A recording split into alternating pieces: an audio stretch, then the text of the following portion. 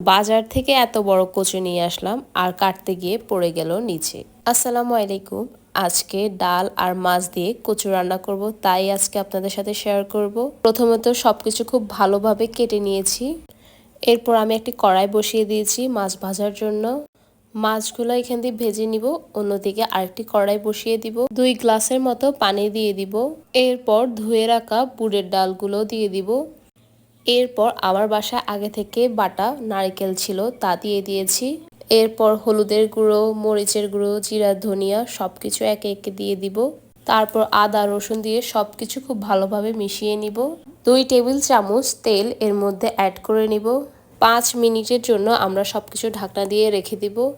5 minute পর ঢাকনা তুলে পেঁয়াজ আর কাঁচামরিচ দিয়ে দিব। এরপর আবার ঢাকনা দিয়ে রেখে দিব ডালগুলো সিদ্ধ হওয়ার জন্য। ডালগুলো সিদ্ধ হওয়ার পর আমরা কেটে রাখা কচুগুলো সবগুলো ঢেলে দিব। সবকিছু ঢাকনা দিয়ে আবার কতক্ষণ সিদ্ধ করে নিব। এরপর ভেজে রাখা মাছগুলো দিয়ে দিব।